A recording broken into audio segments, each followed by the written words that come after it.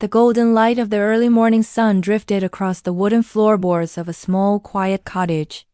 Every object in the room seemed to hold its own history, resting in a peaceful silence that felt heavy with wisdom. Outside the window, a garden filled with wildflowers swayed in the gentle breeze, their colors blending into a soft tapestry of purple, yellow, and white. This was a place where time did not rush, where the only clock that mattered was the steady rhythm of the seasons. A woman lived here, moving through her home with a grace that came from years of learning how to be still. Her hands, though marked by the passage of time, were steady and kind. She spent her mornings tending to the life around her, pouring cool water over the roots of thirsty plants and clearing away the fallen leaves of the night before. There was a profound beauty in these simple tasks, a quiet dignity in the way she cared for things that could not speak for themselves. Her journey to this place of peace had not been a quick one. Many years ago, her life had been a series of loud echoes and hurried footsteps. She had once believed that worth was measured by the speed of her movement and the height of her achievements. Like many, she had spent her youth chasing horizons that always seemed to move further away the closer she got. Her heart had been a restless bird, fluttering against the cage of her own expectations, always searching for a sky that felt big enough. In those days, she had viewed stillness as a failure and silence as a void that needed to be filled. She had surrounded herself with the noise of a world that demanded more, faster, and louder. But beneath the surface of that busy life, a small seed of fatigue had begun to grow. It was not a tiredness of the body, but a weariness of the soul. She found herself standing in crowded rooms feeling more alone than she ever had in the quiet, wondering if the path she was on would ever lead to a sense of home. The turning point had come softly, like the first drop of rain after a long drought. It happened on an afternoon when she found herself sitting on a park bench, watching an old tree standing firmly in the wind. The branches moved and danced, but the trunk remained unmoving, rooted deep within the earth. She realized then that the tree did not try to grow faster than the sun allowed. It did not compete with the trees around it. It simply existed, growing stronger through every storm and every season of quiet. That realization stayed with her, tucked away like a precious stone in her pocket. Slowly, she began to make changes that felt small at first, but carried the weight of a new direction. She started to choose silence over noise. She began to prefer quality over quantity. Most importantly, she started to forgive herself for not being everything at once. She understood that she was not a machine to be optimized, but a living being that required time to heal and space to breathe. She moved to the edge of the woods, far from the city that had once defined her. At first, the quiet was uncomfortable. It felt like a mirror reflecting all the parts of herself she had tried to ignore. She had to learn how to sit with her own thoughts without trying to fix them or run from them. She had to learn that her value did not decrease when she was not producing something for others to see. In the garden of her new home, she discovered the medicine of patience. Planting a seed required a deep trust in the invisible work happening beneath the soil. She would sit for hours watching the light change on the mountains, realizing that nature never rushed, yet everything was accomplished. She learned that growth is often invisible until it is complete. The slow unfurling of a leaf or the gradual ripening of fruit became her teachers, showing her that there is a right time for everything. She spent her afternoons weaving together threads of soft wool, creating blankets that were as much about the process as they were about the finished product. Each stitch was a meditation, a way of tying her mind to the present moment. If she made a mistake, she did not grow frustrated.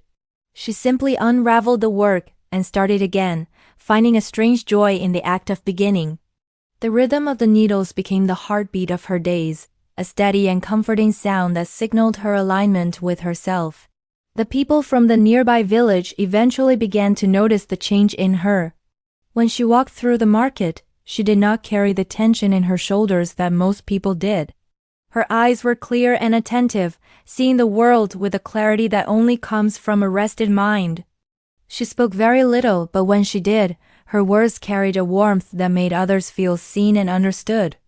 She had become a living example of what happens when a person decides to stop fighting against their own nature. One day, a young traveler passed by her gate, looking weary and heavy-hearted. The traveler sat by the roadside, staring at the ground with a look of profound disappointment. The woman did not offer a grand speech or a complicated solution. Instead, she brought out a glass of cool water and a small piece of bread.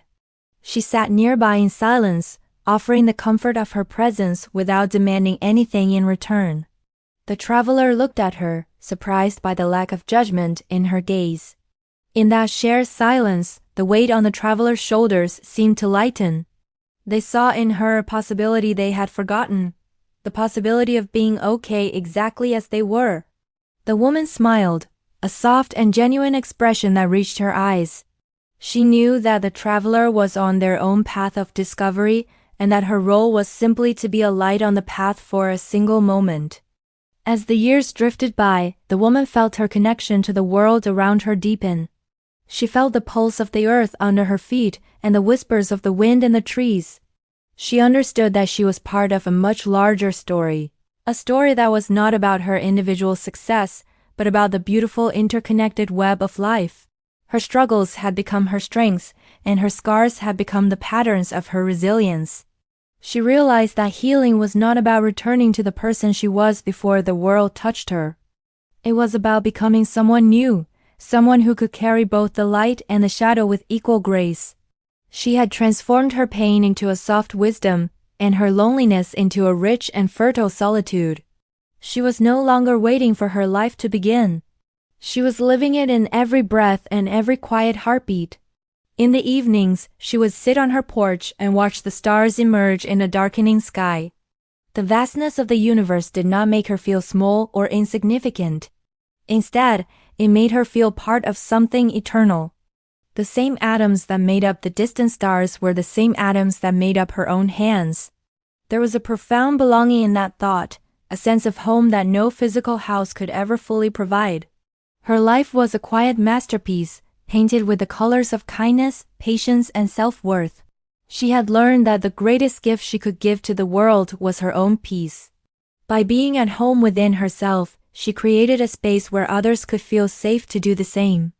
Her legacy was not written in stone or gold, but in the gentle ripples of calm she sent out into the world every single day.